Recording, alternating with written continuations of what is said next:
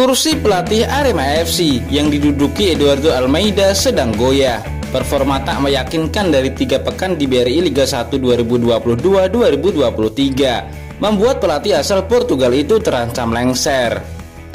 Namun, menurut Mimin, Eduardo Almeida tak semudah itu harus dipecat dari Arema FC. Kok bisa? Nah, langsung saja menuju ke pembahasannya. Seperti yang kita tahu, manajemen Arema FC punya banyak pertimbangan mempertahankan Almeida sebagai pelatih kepala. Dan tuntutan dari Aremania ini bukan kali pertama. Awal musim lalu kondisinya juga sama, bahkan lebih parah karena Arema FC tak bisa menang dalam 4 laga awal. Kondisi ini terulang di awal Piala Presiden. Kendati begitu, Almeida bisa meyakinkan manajemen dengan progres positif di tengah hingga akhir kompetisi. Yang kedua, Almeida punya durasi kontrak 2 musim ke depan. Artinya, hingga penghujung musim 2024 mendatang, dia terikat dengan Arema FC.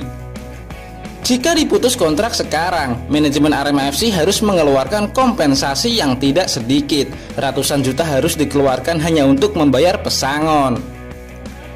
Manajemen Arema FC di bawah kendali pengusaha Gilang Widya Pramana alias Juragan 99 tentu tak ingin membuang dana cuma-cuma. Hitungan bisnis pasti sudah dilakukan, sehingga manajemen Arema FC besar kemungkinan tidak akan menghentikan Almeida di tengah jalan. Ini berbeda dengan era sebelum dipegang Juragan 99. Arema FC gampang memecat pelatih di tengah jalan. Mereka menuruti tuntutan Aremania agar tidak kehilangan dukungan. Pelatih seperti Aji Santoso, Joko Susilo pernah diganti sebelum kontraknya selesai setelah dapat protes dari supporter di dalam stadion dan media sosial. Yang terakhir, sejak menangani Arema FC awal musim lalu, bisa dibilang kritikan dari Aremania sudah jadi langganan bagi Almeida. Namun, dia selalu bisa memberi bukti di akhir musim atau turnamen. Musim lalu misalnya, sempat sulit menang, Arema FC justru finish di posisi 4. Padahal dalam 3 musim sebelumnya, Arema FC jadi tim mediocre alias papan tengah. Di Piala Presiden 2022 kondisinya sama, tapi di akhir musim dia memberikan kejutan dengan jadi juara turnamen tersebut.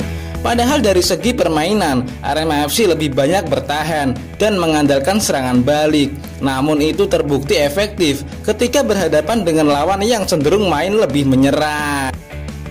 Bagaimana menurut teman-teman?